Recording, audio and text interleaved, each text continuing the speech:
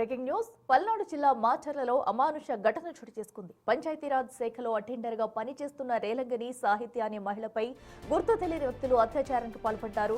తీవ్ర అస్వస్థతకు గురైన బాధితురాలని మాచర్ల ప్రభుత్వ ఆసుపత్రికి తరలించారు. ప్రస్తుతం ఆమె ఇక్కడ చికిత్స పొందుతున్నారు. సమాచారం అందుకున్న పోలీసులు కేసు నమోదు చేసి దర్యాప్తు చేపట్టారు. పరారీలో ఉన్న నిందితులను గుర్తించేందుకు గాలింపు చర్యలు ముమ్మరం చేశారు. ఈ ఘటనపై పూర్తి వివరాలు తెలియాల్సి ఉంది. ఈ దారుణ ఘటనతో ఒక్కసారిగా పట్టణం ఉలిక్కిపడింది.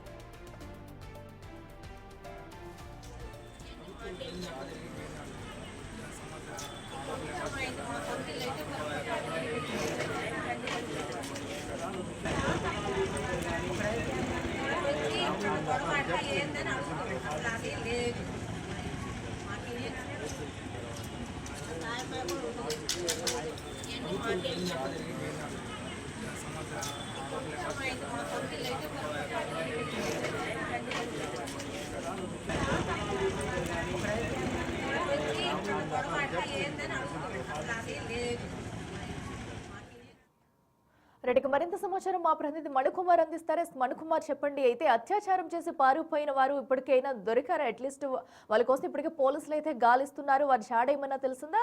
అండ్ అలాగే బాధితురాలు పరిస్థితి ఎలా ఉంది?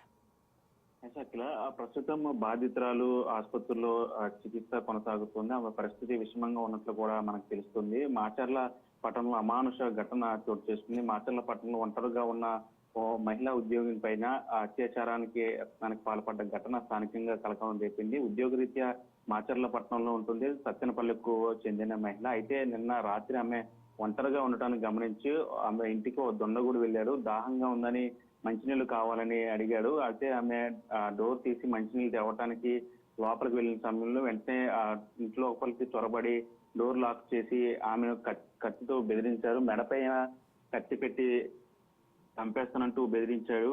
ఆమెను వివస్త్రం చేసి అత్యాచార యత్నానికి పాల్పడ్డాడు. ఆమె ఎంత విడిపించుకోవడానికి ప్రయత్నించినప్పటికీ కూడా ఆమె మీద దాడి చేశాడు. అయితే ఆమెకు ఎయిడ్స్ ఉందని చెప్పడంతో ఆ కోపదృక్తమైనటువంటి ఆ దొండగుడు ఆమెకు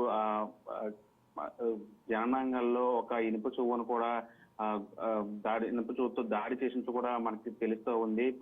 వెంటనే ఆమె తీవ్ర రక్తస్రావం కావడంతో స్పృహ తప్పి పడిపోయింది. అక్కడి నుంచి దొండగుడు పరారైపోయాడు. పక్కన ఉన్నటువంటి ఆమె కొద్దిసేపటికి తేరుకున్న తర్వాత చుట్టుపక్కల స్థానికులకు విషయం చెప్పింది. వెంటనే స్థానికులు ఆమెను ప్రభుత్వ ఆసుపత్రికి తరలించారు. పరిస్థితి విషమంగా ఉండటంతో ఒక ప్రైవేట్ ఆసుపత్రికి చికిత్స నిమిత్తం తరలించినట్లుగా తెలుస్తూ ఉంది. ప్రస్తుతం ఘటనకు సంబంధించి స్థానికులు పోలీసులకు సమాచారం అందించారు. పోలీసులు వెంటనే ఘటనా స్థానానికి చేరుకుని అక్కడ పరిస్థితులను ఇంటిని పరిశీలించారు.